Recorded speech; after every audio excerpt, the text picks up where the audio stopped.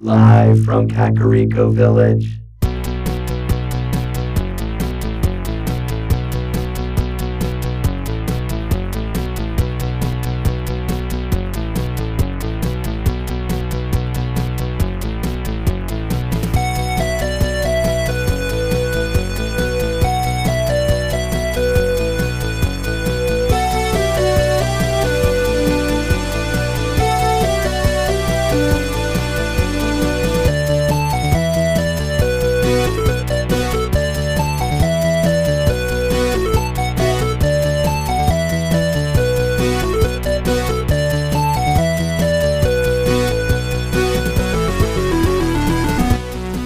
Broadcast throughout the Retroverse, transmitted to the real world via a maze of wires connecting a Super Nintendo to a Wii, to a Wi-Fi network, and finally to the Internet. The Techno Funk Boy presents the Retro Zoo Super Show.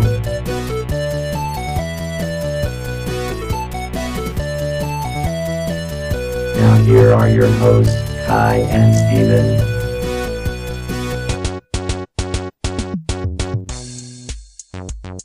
And welcome. You are listening to the Retro Zoo Super Show, and I am one of your hosts, Kai. And this is Steven. I keep really expecting you to do a longer introduction than that. And this is Steven. Repeating it doesn't make it necessarily longer. It makes it twice as long. Wow, goodness. Oh, goodness. So, we're produced as always by DRUM. DRUM, how are you doing today? I am functioning normally.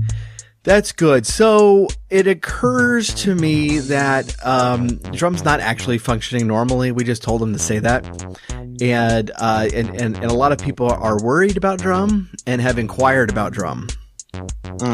And so we wanted to he's here. Yes, he's here. He is pressing the buttons. But you'll remember a few episodes ago, I accidentally uttered the words Mega Man, and DRUM flipped his lid. Literally flipped his lid. It landed on the soundboard. Kind of messed up a few of the tracks that we're gonna have to replace the whole thing eventually. And so a lot of you were worried about him, and so wanted to make mention of what was going on. And I did find him. I did I deactivated him. I brought him back. I have been having a lot of trouble fixing him, and so we kind of have his higher level functions cut off right now, and so he's here and he's working hard. It's really frustrating because we're trying to record, and he keeps missing the snare drum. Yeah, it's just or poking you in the head. I've noticed. Well, that happens too, yeah. Occasionally, yeah. And I think that's a glitch. I mean, he's just like poking you. Yeah. I've tried to stand a few feet away from him, for sure. But yeah, for those who don't know, DRUM actually was constructed to destroy Mega Man. He was built by Dr. Wily way back in the day. With the programming to destroy Mega Man. He just wasn't very good at it, and so they never put him into use, and he kind of got discarded along the way, and we were able to remove a lot of that evil programming, and try to put him to good use, because he had a talent for drumming. And it just that it was just that one little problem that saying the words Mega Man would set him into a violent rage. So now we could say Mega Man pretty freely, since right now. He's kind of temporarily lobotomized. Yes, I wasn't going to put it like that, but yes, that's pretty much what we did. Well, he's in a hibernated state. Like, kind of. I mean, yeah. I mean, you know, he's still pressing the buttons and poking me in the head. It's just the higher level functions are just, they're not there. And this dome is, we still need to weld that on because it kind of, it slides back and forth every time he moves. But that rattle kind of goes with the snare, though. I thought I kind of like it. It would sound great with the snare, but he keeps missing the snare. Yeah, it's very frustrating. The whole thing is very frustrating, and I'm really annoyed with myself because I thought, if anyone were to make that mistake, let's face it, it'd be you. Yeah. What? But it wasn't. I mean, you did great, and it was me. So, you know, I got to own that. Well, that's why you should let me do all the maintenance and repair work. Well, okay.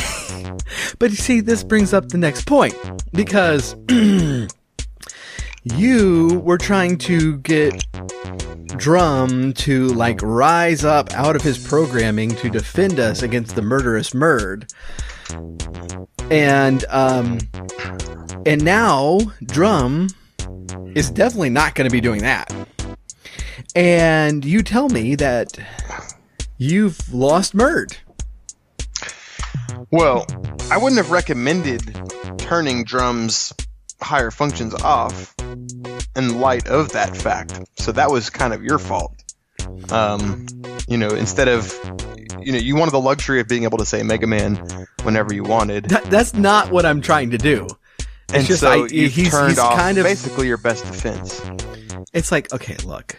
I'm just saying. Just watch. Hold on. Let me.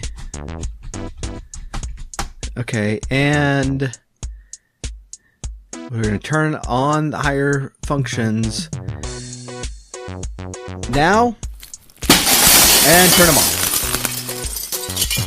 Okay. And that's what happens. Well, you see, I think that's probably because his soul is chained down through your clumsy programming and repair work. Instead of him feeling free, he's feeling like he's chained up in some kind of astral plane where he has to just spend time with Professor Xavier, you know, on the astral plane. He's a Professor robot. Xavier. Well, he's a robot with a soul, and that's been established. That is not in continuity. Well, that's what we're trying to establish. Oh gosh. Okay, just forget it. Should we forget? Okay. Okay. Well, until MURD tries to kill you, and then we can remember. Okay, where's MURD? I think we've established that we can't find him. And when we saw the footprints leading away from the building, but then they circled around back and went into the basement, but we've scoured the basement, and so unless he's utilized the camouflage programming that I put into him that allows him to blend in with any kind of structure or well, there's a little camouflage, you know, automated self-cloaking ability. It's nothing really, you know, something borrowed from the Romulans, and it's pretty much just a way for him to turn completely invisible and wait for the opportune moment to strike. But, you know, I'm sure he hasn't figured that out, so I'm not really worried about it. I mean, you might be worried about it, but I'm not. Gosh. I don't sleep in the studio like you do. Well, not anymore. Well, there's a good campground up north of Kakarika Village. In Death Mountain? Or at the base of Death Mountain. Oh, okay. That is a nice spot. Yeah, it's a glen. Yeah. Oh, well, that's great. Well, now I'm looking forward to that. But in the meantime, we have a show to do. And, you know, I thought that, you know, in honor of the release of a much anticipated movie. Like The Incredibles? Or the Avengers? Or no. X-Men? No, I was referring to Jurassic World. I know that was a couple of weeks ago. Oh, yeah. The new Jurassic World. Wait, isn't that like the 13th Jurassic Park world? Yes. I mean, it's kind of gone on for a while now. They're really milking this one. That's why I didn't really consider it a new movie. That's why I didn't guess it first, because it's kind of an old genre. What's really sad is, like, in the last 10 years, we've had what is it like 13, 17 Marvel films. You know, and Infinity War comes out and we're all like, yeah, rock on. And then, you know, in 30 years, we're having our 5th Jurassic Park movie. And our reaction is basically like, wow, we're really kind of pushing this franchise, aren't we? You know? Might have been long past time to put that one to bed. Yeah, well, I mean, there's only so much you can do with the same exact situation. That's part of the problem. It's not there. It's always like the same situation. It's like the dinosaurs are contained, and then they're not. You know? Well, yeah, and that's it's like, and I say this having enjoyed Jurassic World. You know, I have not seen the new one. I haven't seen the new one, but of the 4. You know, I very much enjoyed 3 of them. I thought... Wait. 4? Of the 4 I watched. Jurassic Park movies? Yes, Jurassic Park. Because there's Jurassic Park, Lost World, Jurassic World. Park 3, and then Jurassic World. I thought there was another one, too. Well, the one that just came out, but I haven't seen that one yet. So there's 5. There's only 5? Yeah, there's total like 30 5. of them. It seems like that. And that's the weird thing, you know? And it's been like 30 years. I mean, when would the first one come out? This is not a I'm going to pull it up here. Okay, so the first one came out in 93. So it's been 25 years. So we're having an average of a Jurassic Park movie every 5 years, but it still feels like it's just a lot.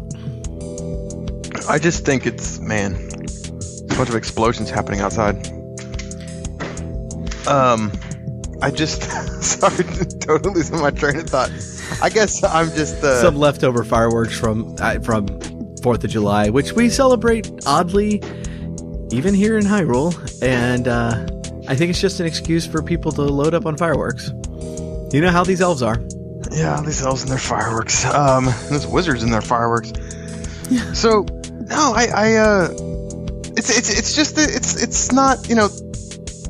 The first movie was so good. Yeah, the first movie is amazing. The first movie is the true masterpiece of the series.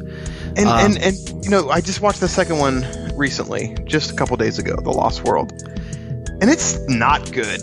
No, and actually, of the 4 I've seen, The Lost World is actually the only one I did not enjoy at all.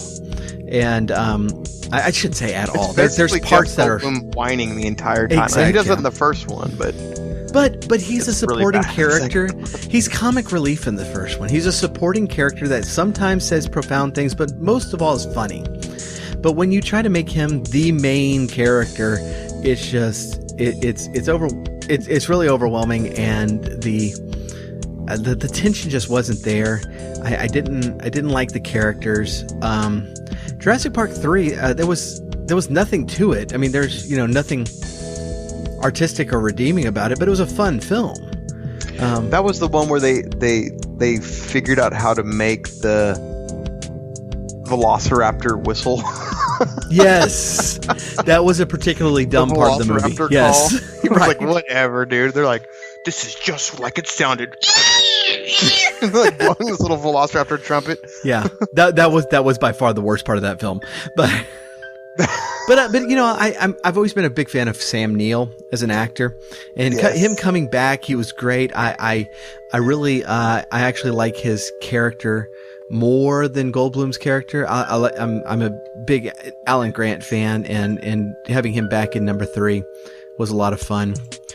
Jurassic World was fun. It's almost mocking itself though, because it's like, hey.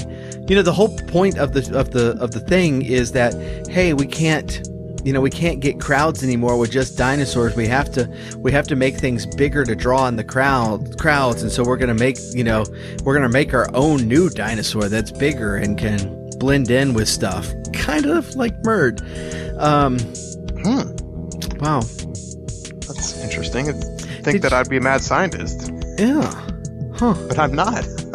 That's really weird. That's a weird coincidence. Yeah. Just thought of that.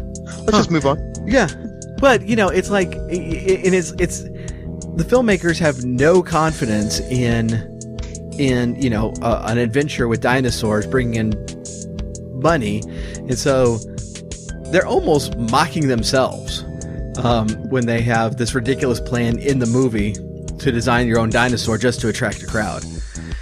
But it was still a fun film. I mean, yeah, they're commentating on their own movie, which is it's clever, but at the same time, it's sad. Yeah, it really is. Yes, and then Fallen Kingdom is the one that just came out. I haven't seen it. I really don't plan to. Anla saw it. She's actually a bigger Jurassic Park fan than I am, and she was not overly impressed. And so it's one of those things. It's like, if Anla's not impressed, I think that I'm gonna pass on it. And so that's what that's the movie that's out right now. I know we're a couple weeks late, but thought, hey, this would actually be fun because Anla told me about this game last time she was on the air. The NES Jurassic Park game, and I was like, oh, I need to check this out, and so played a little bit, and that's what we're going to talk about. Okay. But first, I need to bring this up because it's just so funny, because we've talked about this so much, about how we should be respectful of what other people choose to be entertained by and what they are entertained by. And so very recently, for those of you who play Pokemon Go or who keep up with Pokemon Go, you've probably seen this, that what they've been hinting at for 2 years, friends and trading have now been implemented into the game. And so they've been updating the game for 2 years. They've been, really refining it, making it better. But this is one of those updates that I think a lot of people were really clamoring for, is that they wanted to be able to trade Pokemon with other people. And so that really kind of sparked a new excitement about the game. And the game has gone through like the normal game thing where, first comes out and a ton of people are playing it. And then interest wanes in it, at times. This has caused interest to wax quite a bit, but it will wane again.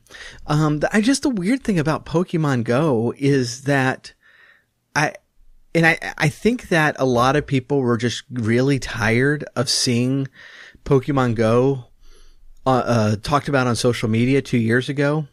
And so when people started to not play it anymore, they got really excited, and they just became very, very vocal about, it's like, oh, well, nobody plays the game anymore. It's like, yeah, yes, of course. When a game first comes out, it's hugely popular. It's at the height of its popularity, and then that popularity goes down. That's what happens. But we kept seeing this over and over again. So anyways, that brings us to the recent things where 2 years ago, I started this Pokemon Go fan page on Facebook. And this was before we even started this podcast or anything, but I just, I really enjoyed the game. I still really enjoyed the game, and wanted to have some fun with it. It was more humorous a page that, is kind of poking fun at some of the stuff, but I didn't put a ton of time into it. I didn't put a ton of effort into it. And so it didn't I think it got like 30 likes total. It wasn't, it wasn't a big thing. And, about 2 years ago, I really just kind of stopped updating it. But with the update, I went in and I put in a, just an update. And just kind of saying, hey, everybody, welcome back, to the game and stuff like that. And someone jumps on and, immediately starts in on, hey, no one's playing this game except, 15 people who keep insisting that everybody's still playing the game. And I thought this was really interesting because this is actually a case where someone is first of all insisting that no one is playing the game except 15 people, but actually criticizing us for insisting the opposite. Yeah. It's and furthermore, he came to a Pokemon Go fan page to say this. It's like it's not even like I went to just a general gaming site, a gaming page, and they're all talking about the latest whatever game came out. And I said, I know y'all are all secretly playing Pokemon Go, but it's cool. It's not even like that at all. And so I was trying my best not to be sarcastic, and I think I did a really good job. But I literally I was like, okay. And he keeps going. And I was just trying to calmly point out, it's like, dude, you know that you came to a Pokemon Go fans page to talk about how tired you were of people talking about Pokemon Go and how no one's actually playing it.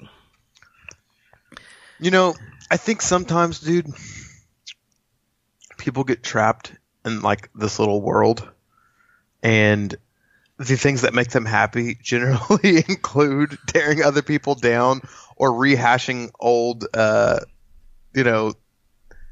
things that annoyed them, like rehashing them. And yeah. It sounds like this guy, might have fallen into his own trap of he was really mad because, dude, to be honest, I didn't get into the Pokemon Go excitement, but I didn't comment on it and make fun of people.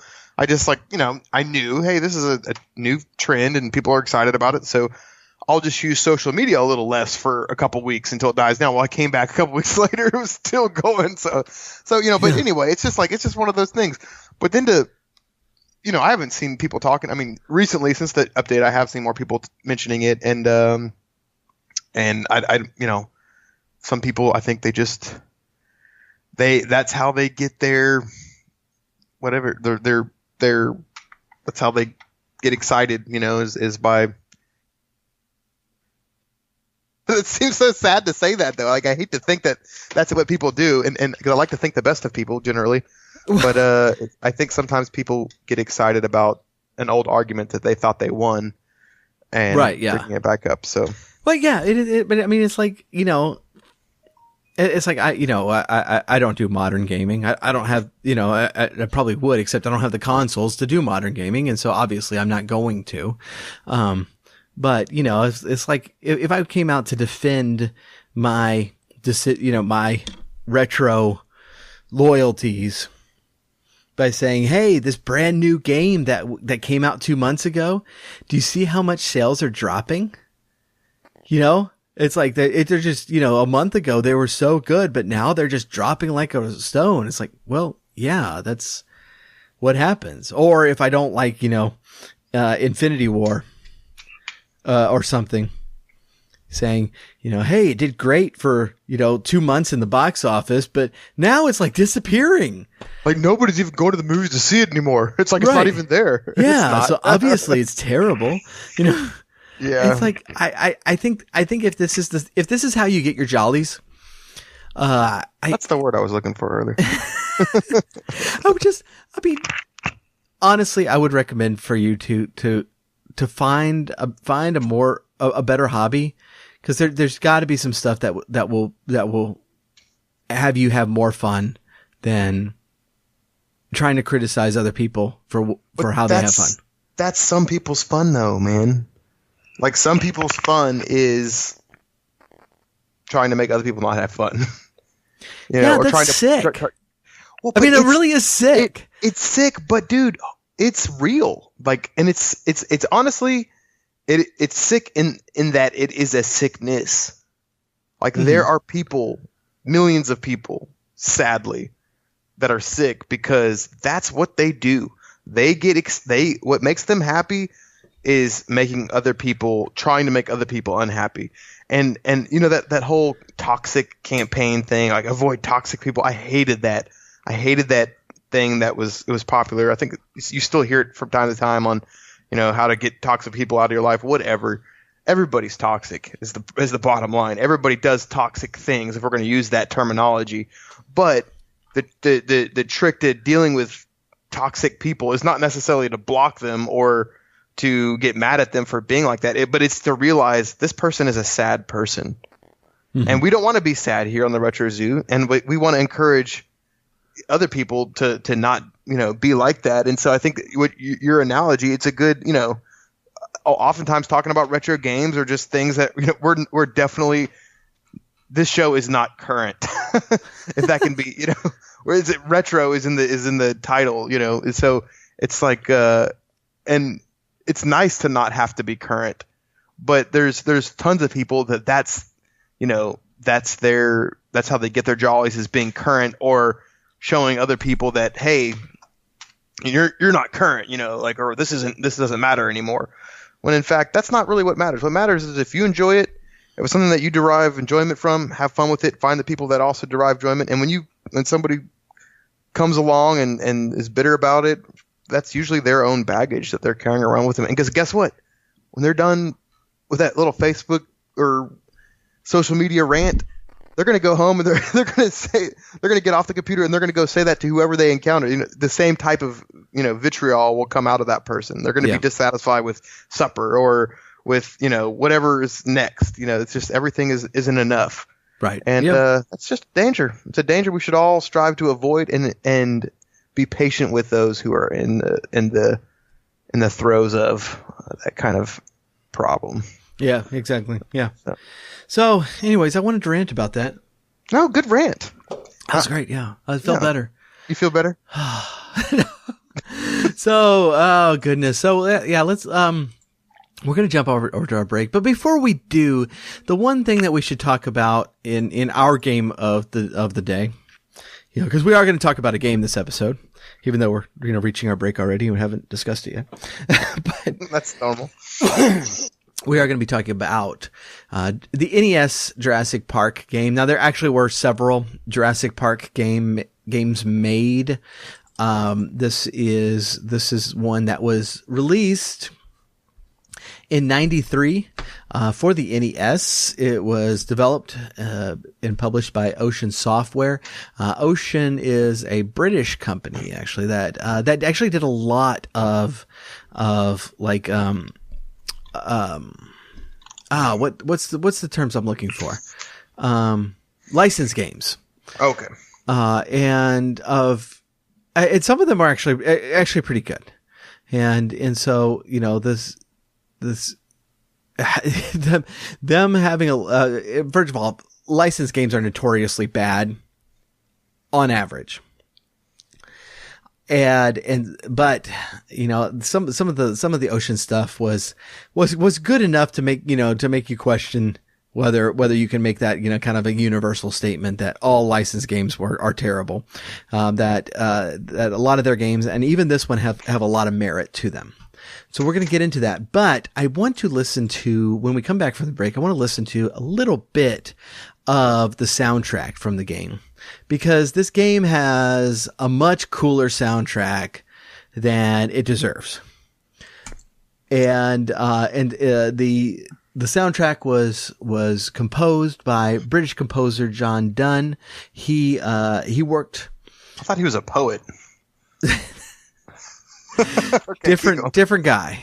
Okay. Or maybe the same guy. It might be reincarnated. It might be.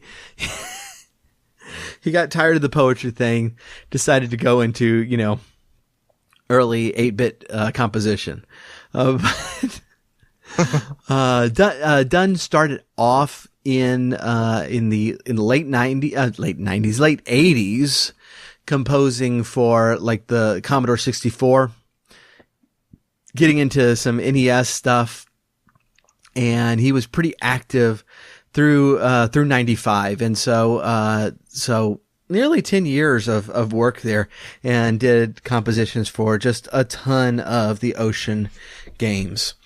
But I really, really like the soundtrack on this, and so this was I was really getting down to this while trying to play the game, and was quite impressed by it. So we're going to listen to a little bit of that as we're coming back from the break.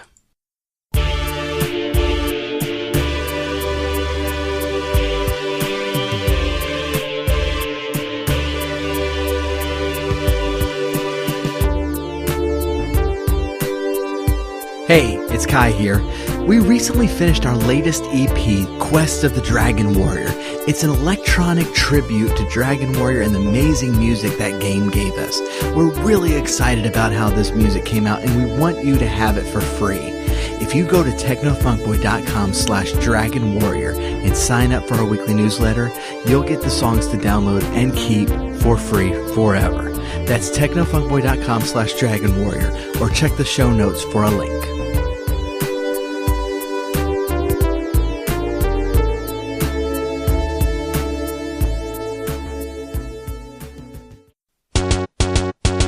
Back.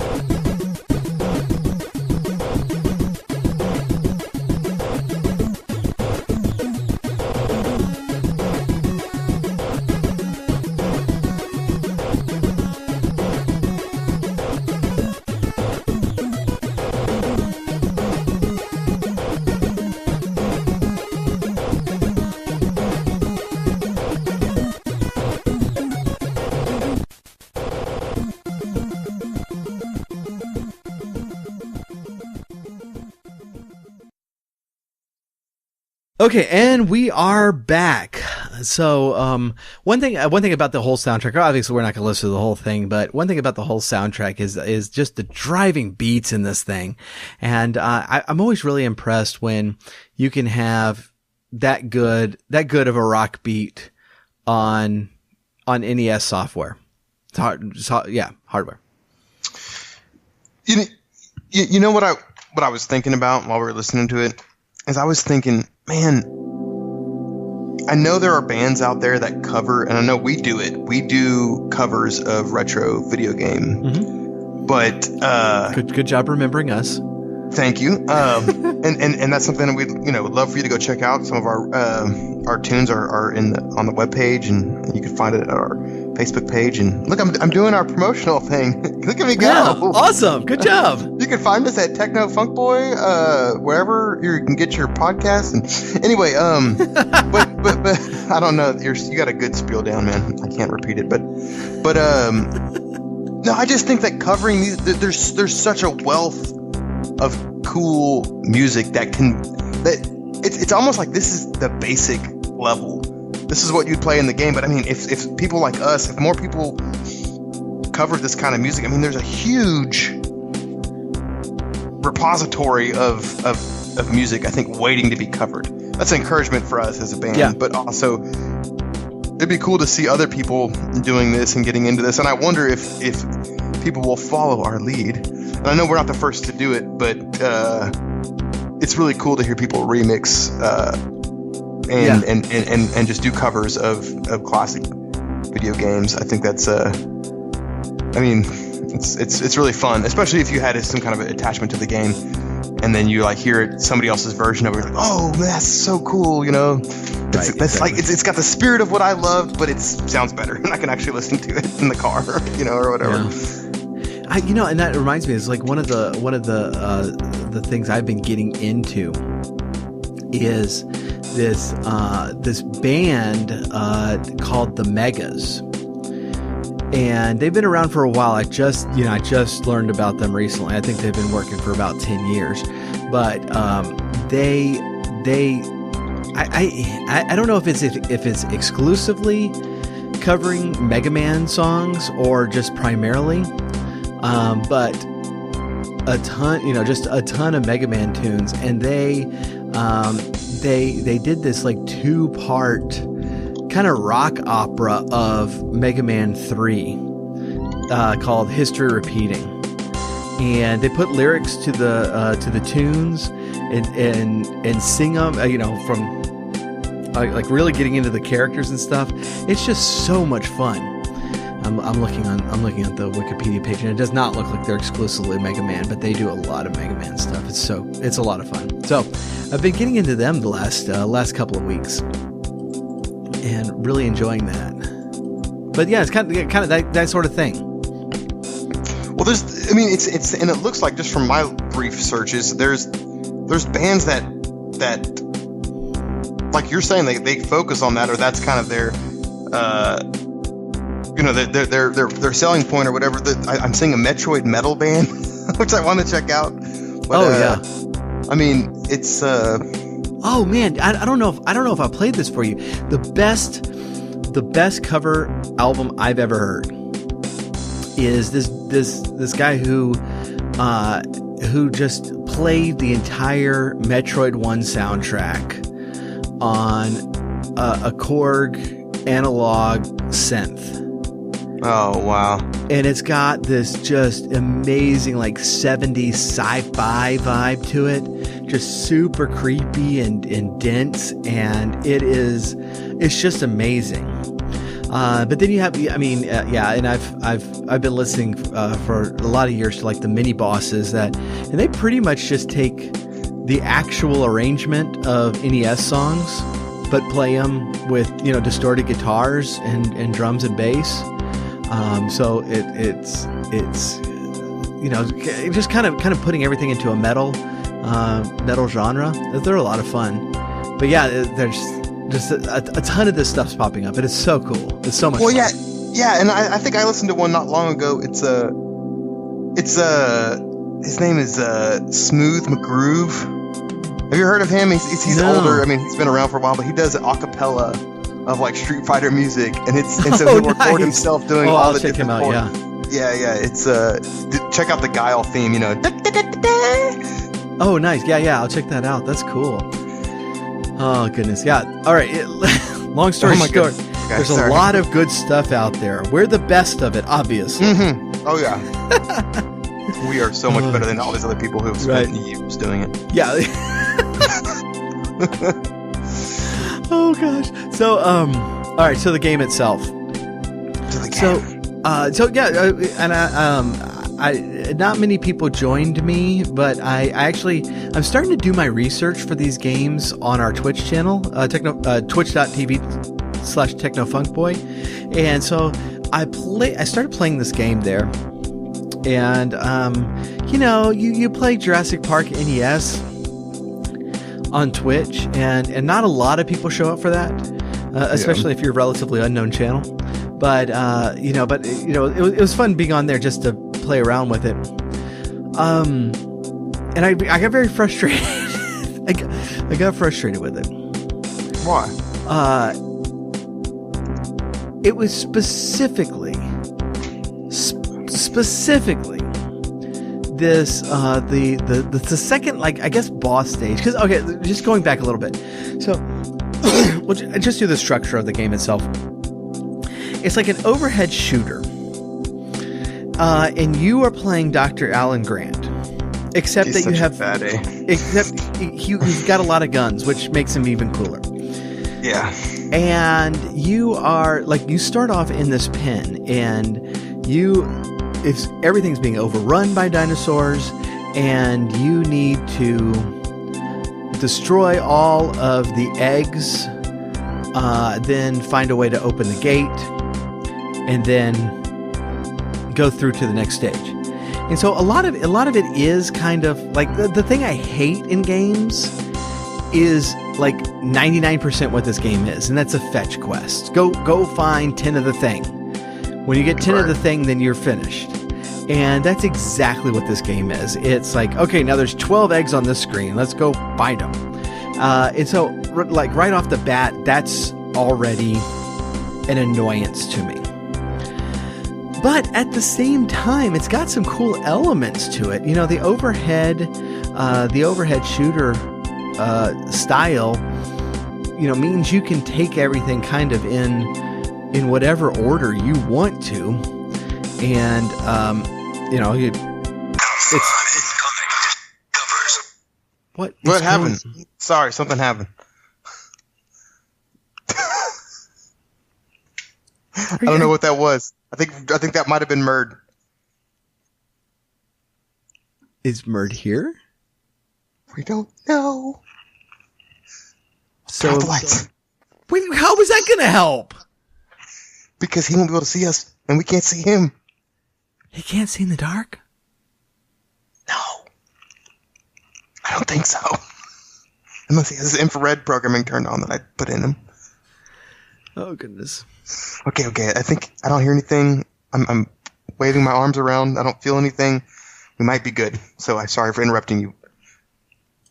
That was creepy. Well, back to Jurassic Park.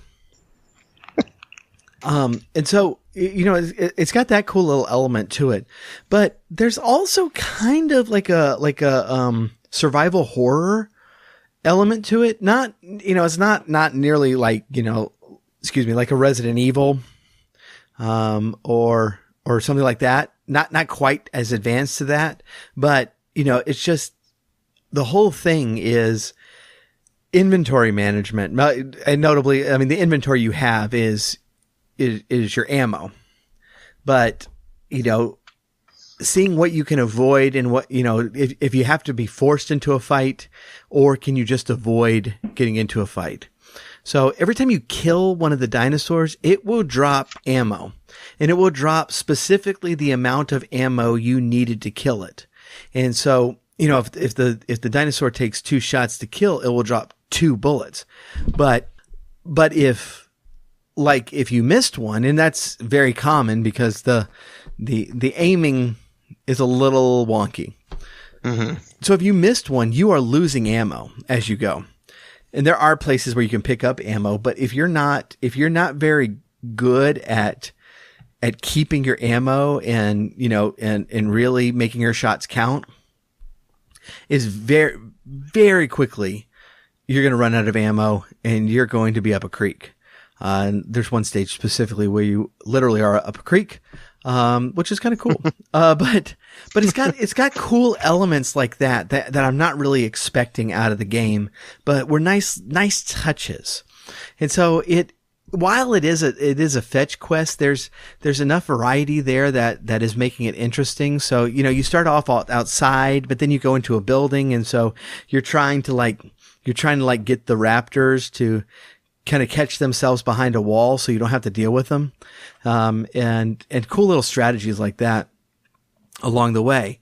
And so they also have a little bit of variety because you do get to a river and you have to row yourself up the river, but the river has a current. And so, you know, you have to kind of balance that with all the obstacles coming at you, because if you just sit there, it will cause you to flow back to the beginning of the level again. So some neat elements like that. But the boss fights are just a little, are cool ideas. Like the first one, it's not really a fight. You're trying, you're in the middle of a stampede of, I think, like Triceratops or something, and you're trying not to get squished. Yeah. And it's like, oh, that's really cool. But then the next one is you are fighting against a T-Rex, and this is where I rage quit. Because in the boss fights, you're supposed to be protecting someone else who's worthless and doesn't have a gun. Because that's Alan Is that what makes them worthless? Well, they stand there and they wave at you until you come get them. And then if you lose them, they just stand up like, hey, Dr. Grant, come get me. I'm over here. And they'll let like a Triceratops run them over. It is like, guys, I am a paleontologist. I am not a warrior. Yeah, this reminds me. Okay, and and I'm sure as heck not a babysitter. Right. Exactly. Okay, so we're right out. It's now a couple of days after July 4th. So I've been thinking a lot about the movie Independence Day, which I still really like. I really love that film. Oh my goodness, I love that movie. But okay, so I don't know if you remember this, but I went to Toys R Us after Independence Day came out, and I saw like there were action figures. Of the Independence Day guys. And so they had Will Smith there and he's got all these giant guns and he's looking awesome, right? And then they had Jeff Goldblum's character and they had him phone. No, they made him ripped. And he's got like this giant Uzi thing. And it's like, did you even watch the movie? Cause that's not what he does. And I feel the same way as like Ocean with Jurassic Park. It's like, did you watch the movie? Because Dr. Grant watched the show. Dr. Grant did not just like storm into places with a rifle and start taking dinosaurs out. I mean, I know they had to put somebody in there, and Dr. Grant's got this cool look, like with his hat on and stuff. So they had to put Muldoon. Should have been Muldoon. Yeah. So it's the saving of the characters a little bit annoying with the Triceratops, but it's super annoying with the T-Rex because I just could not get the pattern down of when this worthless guy was going to stop and stand helpless. There. Please. Worthless, helpless. Worthless and helpless are different. They're okay. Yeah, yeah, that's true. But in this case, both describe this character very well. But he just stops following me, and I'm like, hey, the T-Rex is going to go right there. But he stops following me, and he just stands up and he waves his arms in the air. And of course, the T-Rex eats him. And so, all right, so like one of the cool little touches, and I love when they put cool little touches in these games. So like the T-Rex can one shot you, right? And what he does is he eats you. Yeah. And if he eats you, like when he retracts, like your hat will be like slowly floating to the ground. Oh, wonderful. But nothing else. It's like, that's a nice touch, guys. That's a really nice touch. But I didn't bang my head against this T-Rex for ridiculously long, period of time. Because he was really frustrating me, and so I'm sure if I had put more effort into it, I could have figured out the pattern of what this helpless bystander was doing, and could have gotten through that. The only really downside of this game is while they try to put some stuff in there like that, most of the game, and we watched a long play of it, a let's play of it. Most of the game is just hunting down eggs and shooting these dinosaurs that are trying to get you. And so it's the majority of this game is a fetch quest. And I think if it's going to lose points, it's going to lose points because of that. So the river part is cool. The little elements like the Triceratops and the T-Rex, they're cool touches. But when 90% of your game is a fetch quest, you gotta lose some points because of that. Yeah. Well, I mean, at the same time, I mean, it is a licensed game, so they probably save money by not spending the money that would be necessary to make it anything other than a fetch quest. It's probably less work on the developers. Yeah. And what's really ironic is like, there's a lot of overlap in the graphics, but the graphics seem pretty detailed and pretty well done and pretty varied throughout. But I do wonder about like the programming. It's like, hey, how much of this can we copy and paste? And when you are, and even like the level, there's one level where you have to get some dynamite to blow up the raptor nest. And it's like, oh, that's going to be really cool. And it's like, what's the first thing you got to do? You got to find all the eggs. Like, oh, well, come on, and then it's like, okay, you found all the eggs. Now here's the dynamite, and you go place them where somebody has painted X's on the ground. And, that's like, video game logic there. It's like, why couldn't the guy who painted the X's have put the bomb down? But we're not supposed to worry about that. Don't worry. It doesn't, yeah. Yeah. And so it's like, okay, we're putting a little bit of variety in here. We got to blow up the raptor nest, but just to pad out the game a little bit, let's find the eggs first. So that's a little disappointing. Now, I mean, to be fair, the playthrough of it was an hour long, which is a really substantial game for the NES. That's not an RPG. I mean, talking about an action game for the NES. A lot of them are considerably shorter than that. I'd say actually most of them are considerably shorter than that. So an hour. So you could do it in an hour, or it's like a speed run, or no, that wasn't a speed run. Let's look at while we're up here. Let's look at what the speed run is. Since you brought it up, since you've gotten so into speedrunning lately. No, speedrunning is what I think about 9 Day. Oh my, okay, so there is, I should have watched this first. There's literally one entry on speedrun.com for this game. What is it? And it was 27 minutes, 2 seconds. ZX497. It looks like ZX497 is a Finnish runner.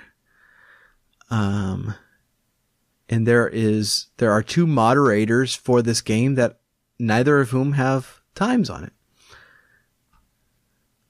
That's interesting. I'm gonna have to watch this video of how he did it. Though, I mean, there was a lot of time to be saved in the playthrough that I watched. It did seem like in when I played it, it did seem like there wasn't a ton of RNG in this game. It looked like while the dinosaurs kept respawning every time their spawn point got off screen, they did have very consistent spawn points, and you always knew where they were going to be and what they were going to do. And so, if you learn that, I bet you could get through this game pretty swiftly. Yeah. Well, at least somebody's done it. That means that somebody can be beat, especially if it's only one person. Maybe that should be what we do, is try to beat like these games that have a single record, like a single runner. Try to beat their record. I love how you said "we" on that, since there's only one of us who's interested in speedrunning of the two of us. And you just said I was interested in it just a couple seconds ago. I was being sarcastic, but there's also only one of us who actively streams on the channel. I like the idea of streaming, and one day I might do it. Right. But for now, I'm just pretending like it's both of us, and you're just doing it mostly. Oh, goodness. That's great. Oh, wow. So that is Jurassic Park. So as far as its impact on the gaming world, I think it's safe to say pretty much none. What? You don't think that revolutionized licensed games? No. No. Okay. No. I did. You know, I'm not sure how long my interest in the game would be sustained, but I did enjoy playing it up until the T-Rex when I rage quit. And it didn't really even take that long. So wasn't that only the second boss? Yes. So you only made it to the second boss. Well, how many bosses are there? I think there's actually 3 because most of it. I think there's only 3. There might be 4, but I think there's only 3 because those are actually considered stages. Those what I was calling the bosses. And it's not like every level had a boss at the end of it. So I think there's like 7 or 9 total stages, and so I was in stage 4. Okay. And you rage quit. That's where you left the game. Is in rage. Yes. And then I played the realm. You went from this to the realm? Yes. That's funny. It shows why it explains maybe your investment in the realm. You're so full of wrath. It was like the realm was like your rebound. Oh goodness! There is a Game Boy port of this game. I'd be very curious to see a playthrough of that too. I'm like now like investing a lot of time into this game. You're going to have to go back and beat the whole game, dude. You understand that's what just happened in this episode. I don't think so. You basically established that you have to go play the whole game. No. Yes, no. I think you have to give our listeners an update next week. No, I think I'm not going to do that. You're not going to commit? I think I'm not going to do that at all. We have other things to play. We got to move on from this. Are we going to rage quit from this topic? We can't do a 7-part series on Jurassic Park on NES like we did Dragon Warrior. I think we could if we really try, and it could be a live thing where you live. Would you stream it, and then we do the podcast live while you're playing it and you're raging. Dude, think of the drama. Think of the suspense. Think of how much that will draw people in. They're like, oh, here goes Kai. He's going to do another round. He's probably going to rage quit. Is he going to rage? People will be taking bets on it. It'll be so popular. It'll be trending on Google.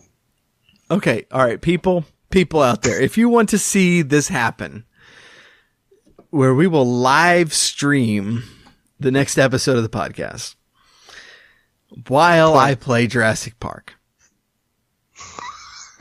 And it could be a very short one. You could rage quit at any time. But we should give freebies to everybody that watches if you win. Wait a minute, what freebies? I don't know, we'll come up with some freebies. The stuff we're giving away, we're doing that through Patreon. Except for free music, which we do give out that stuff too. But you're volunteering me for a lot of work, is what we're getting at. Between extra episodes for Patreon, between free music, we're doing that Perler giveaway on Patreon, so I have to make the Perlers. I forgot about the Perler thing. I need to get involved with that because I definitely want a Perler, a slime. Well, you're gonna have to support us on Patreon. I want a platinum slime. How could I? Well, if I give money to Patreon, then I'll get like a percentage of that money at the back, right? So maybe I can only give half of the minimum amount. Why don't you just slip me $1? I'll give you $1 next time. You keep a buck for yourself, and we'll just cut out Patreon completely on that. I don't even have $1. I have negative money. I think your slime perler is going to be pretty far down the list, and the list isn't even that long. Oh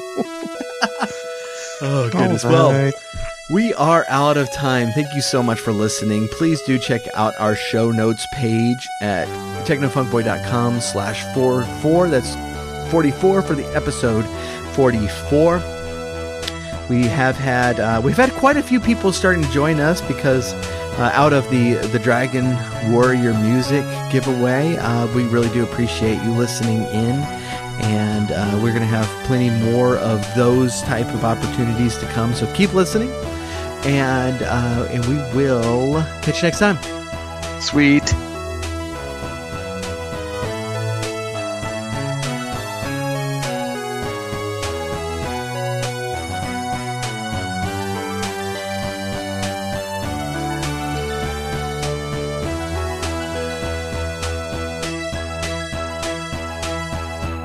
Retro Zoo Super Show is brought to you by the Techno Funk Boy.